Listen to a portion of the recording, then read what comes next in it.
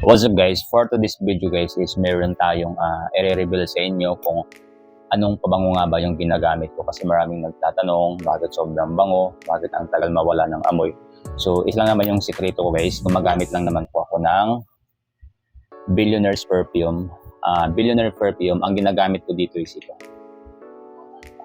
And then we have Forgers in Victoria's Secret Bare Vanilla. And available din ng Lacoste Black.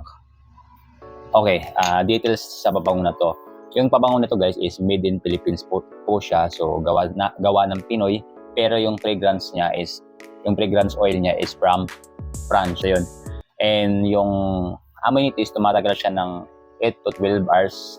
Minsan inaabot pa siya ng 24 hours depende sa asin ng katawan mo. Pero subok ko siya up to 8 to 12 hours na try ko siya.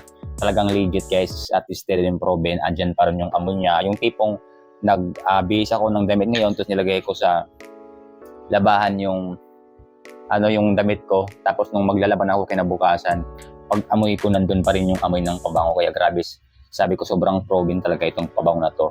Sa mga gusto mag-order guys, available to sa page nila, sa TikTok, sa Instagram, meron sila nito. Hanapin nyo lang yung Billionaire Perfume, tapos ganito yung tatak. Ayan. Nag-accept sila guys through kapag around Metro Manila, through Lalamove, Joyride or Angkas or Grab delivery. Kapag outside Metro Manila guys, we ship through LBC, GNT, Flash.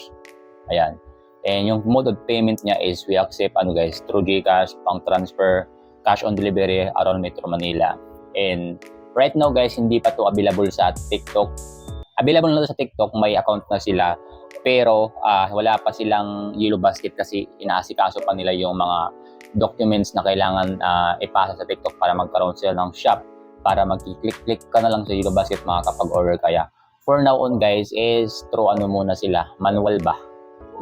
So chat nyo sila, kontakin nyo sila kung gusto nyo mag-order, tapos ibigay nyo yung address nyo kung anong order nyo at kung ilang bottle, i-deliver nila agad. Kapag Metro Manila ka guys, within the day, through Lalamove, makukuha mo agad yung order mo.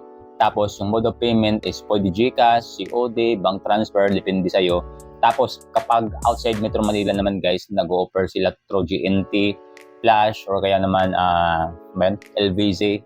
So doon naman guys kapag kapag GNT or outside Metro Manila, so payment first po tayo sa ganun, nagpe-payment first sila.